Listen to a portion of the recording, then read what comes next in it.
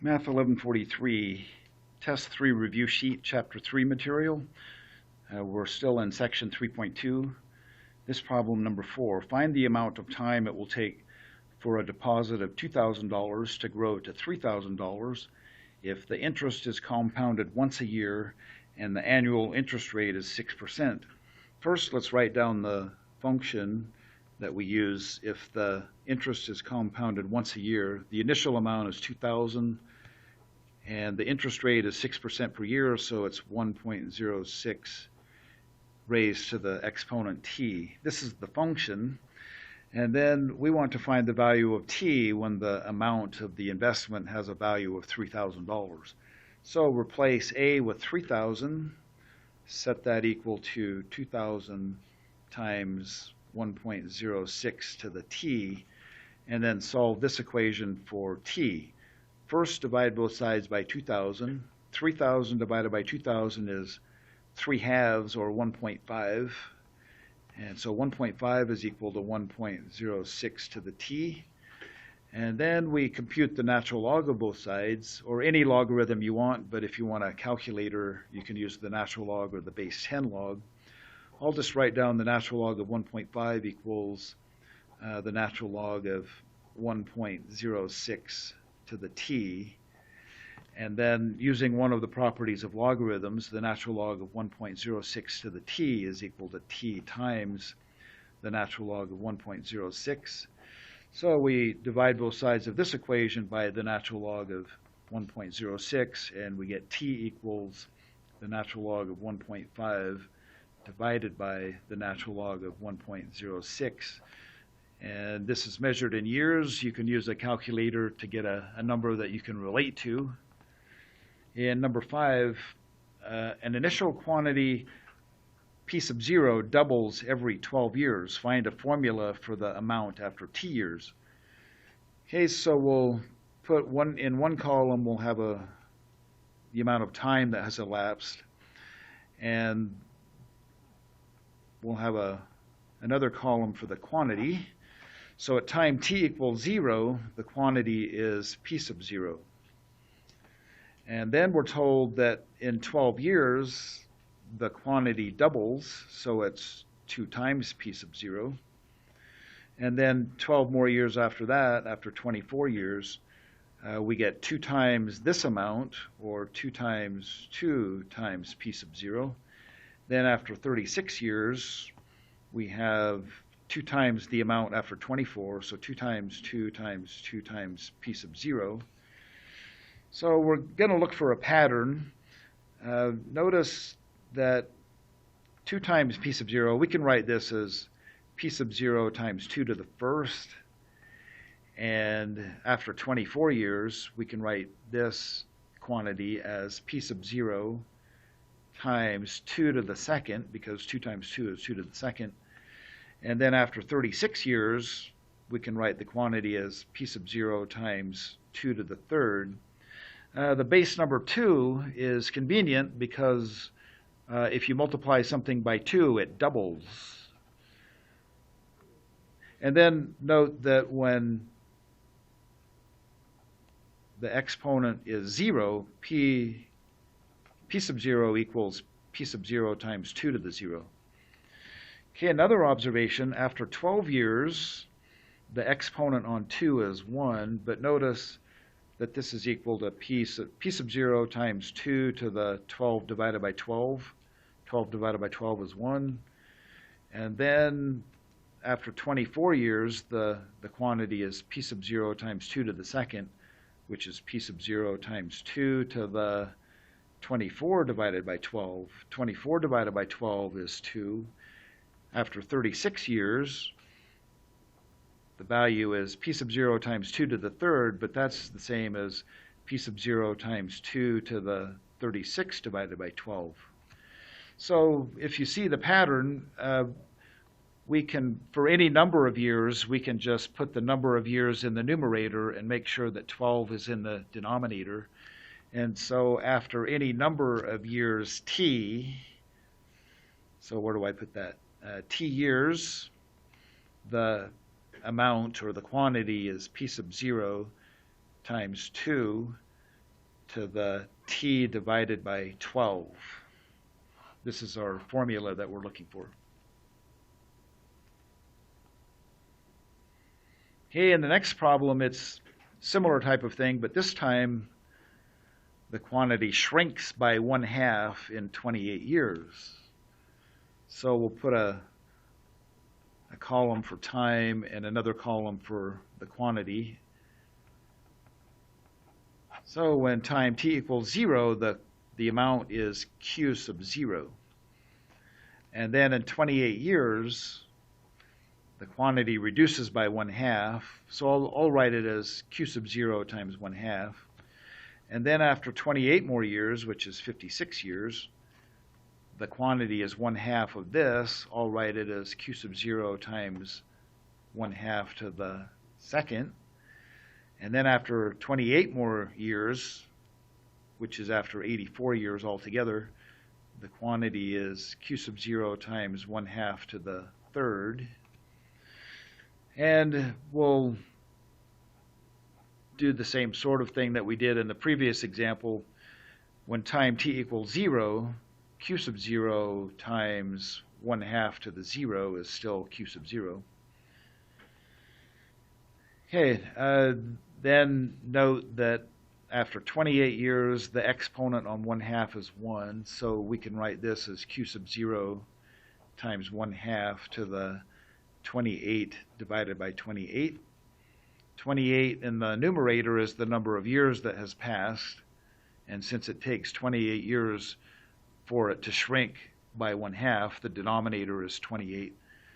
And then in the next one, q sub 0 times 1/2 to the 56 divided by 28. So 56 is the number of years that goes in the numerator. The denominator 28 is the number of years it takes for the quantity to shrink by 1/2. And then this one, q sub 0 times 1/2 to the third, that's equivalent to q sub 0 times 1/2 to the exponent 84 over 28, because 84 divided by 28 is 3. Okay, so then after any number of years t, the value after t years is q sub 0 times 1/2, and the exponent is t divided by 28. So this is the formula for the quantity after t years.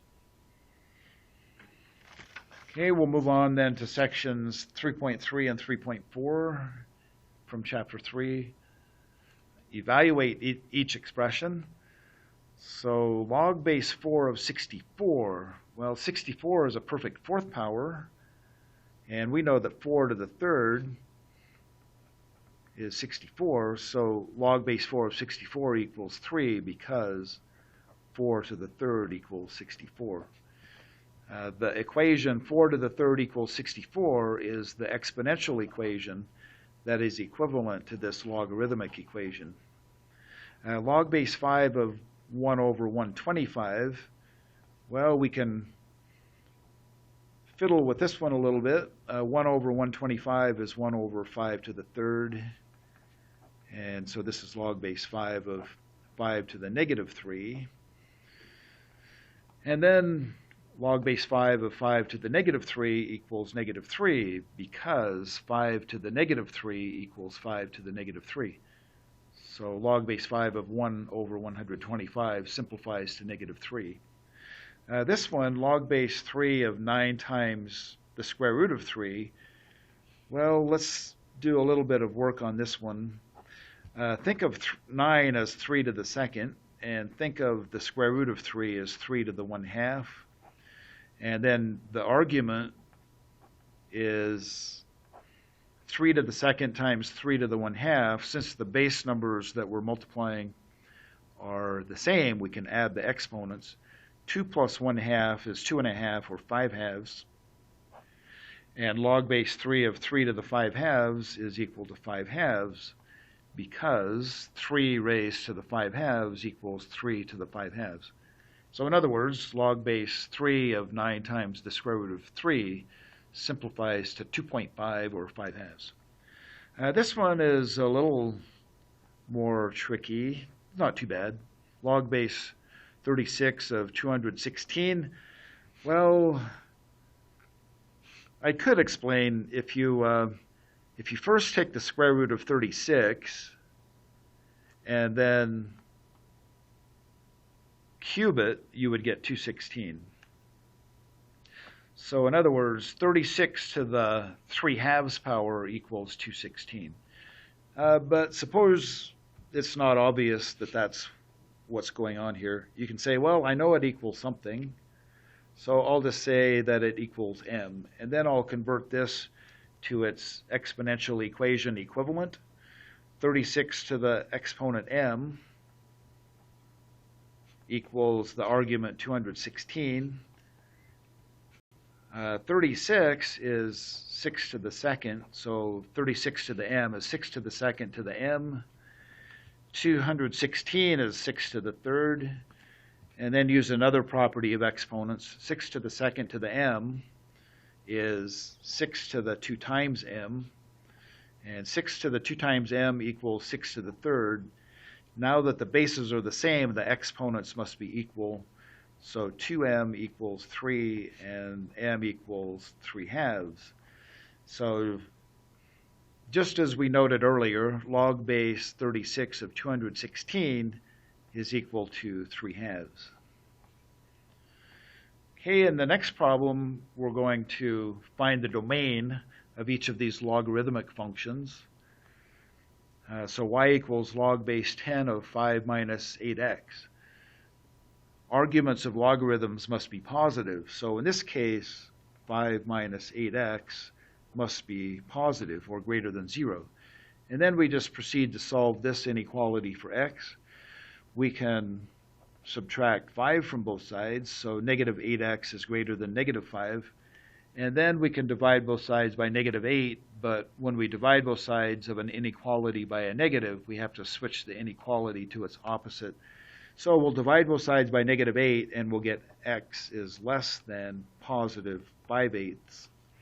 So the domain in interval notation, if you have to write it in interval notation, it's negative infinity, comma, 5/8, parenthesis.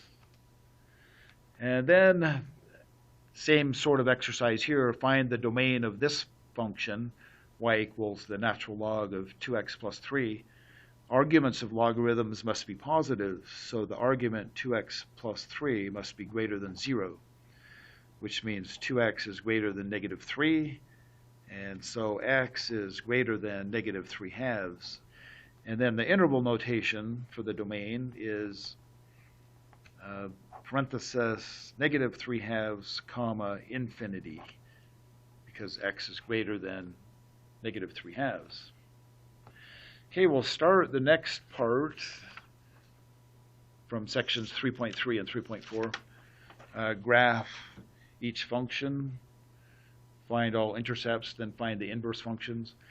So we're going to graph y equals log base 2 of x. Note that the argument x greater than 0, so the domain is just the positive numbers. So when we pick our x values, we have to make sure that they are positive. And then this is a formula for finding the y coordinates. So we'll pick positive x values that are powers of 2, such as 1/4, which is 2 to the negative 2, 1/2, 1, 2, and 4. So when x is 1/4, the natural log of, the base 2 logarithm of 1/4 is negative 2. When x is 1/2, the base 2 logarithm of 1/2 is negative 1. When x is 1, 2 to the 0 is 1, so the y coordinate is 1. The base 2 log of 2 is 1. The base 2 log of 4 is 2.